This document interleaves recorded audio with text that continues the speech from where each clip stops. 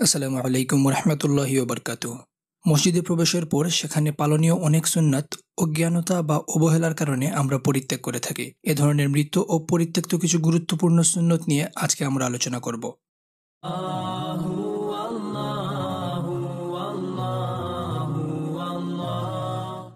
জামায়াতে গমনের সময় তাড়াহুড়া করা হাদিসে নিষেধ করা হয়েছে। হাদিস শরীফে বলা হয়েছে, সালাতের ইকামত হওয়ার পরেও যদি তোমরা মসজিদে যাও তাহলে মানসিক অস্থিরতা বা দৌড়াদৌড়ি করে মসজিদে যাবে না, শান্তভাবে ও ধীরে ধীরে যাবে।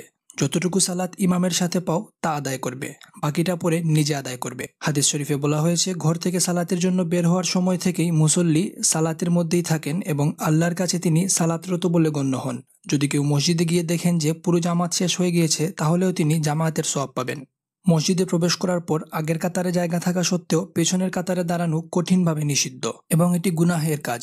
যথাসম্ভব ধীর স্থিরভাবে আগের কাতারে দাঁড়াতে হবে।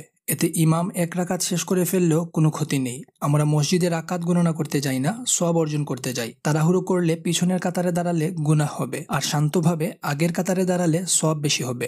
সালাতের কাতারে যথাসম্ভব গায়ে গা লাগিয়ে দাঁড়াতে, মাঝের ফাঁক বন্ধ করতে ও কাতার সোজা করতে নির্দেশ দিয়েছেন রাসূলুল্লাহ সাল্লাল্লাহু আলাইহি ওয়াসাল্লাম। মসজিদে প্রবেশ করে বসার আগে দুখুলুল মসজিদ বা তাহিয়াতুল মসজিদ সালাত আদায় করা, এটি অত্যন্ত গুরুত্বপূর্ণ একটি সুন্নত। রাসূলুল্লাহ সাল্লাল্লাহু আলাইহি ওয়াসাল্লাম মসজিদে প্রবেশ করে বসার আগে অন্তত 2 রাকাত সালাত আদায় করতে বারবার উৎসাহ দিয়েছেন। মসজিদে প্রবেশ করে মাকরু ওয়াক্ত না হলে 2 রাকাত তাহিয়াতুল মসজিদ আদায় করতে হবে। সুন্নতে মুয়াক্কাদা বা জামায়াতে দাঁড়িয়ে গেলেও তাহিয়াতুল মসজিদের সুন্নত আদায় করা হবে। কোনো সালাত না পড়ে বসলে এ সুন্নত পালনের সওয়াব থেকে আমরা বঞ্চিত হব। সালাতে দাঁড়ানোর সময় সামনে 3 হাতের মধ্যে সুতরা বা আড়াল রাখা রাসূলুল্লাহ সাল্লাল্লাহু আলাইহি সাল্লামের নির্দেশিত ও আচরিত সুন্নত। অনেক মুসল্লি সালাতের শুরু থেকে শেষ পর্যন্ত দাঁড়ানো, বসা, হাত ওঠানো, হাত রাখা ইত্যাদি খুঁটিনাটি সুন্নত না জানার ফলে অগণিত সওয়াব থেকে বঞ্চিত হন। এগুলো অভিজ্ঞ আলেমগণের নিকট থেকে ব্যবহারিকভাবে শিক্ষা করা অতি প্রয়োজন। জামাত শেষে সুন্নত সালাত মসজিদে আদায় করলে ফরজের স্থান থেকে সরে যাওয়া সুন্নত।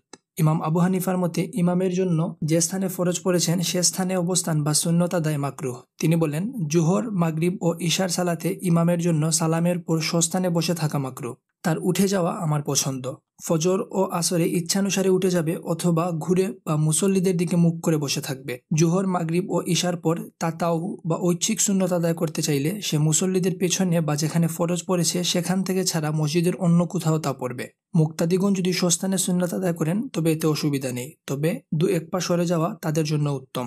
আল্লাহ আমাদের সবাইকে আমল করার তৌফিক দান করুন। ওয়া আখিরু দাওয়ানা আলহামদুলিল্লাহি রাব্বিল আলামিন। আমিন।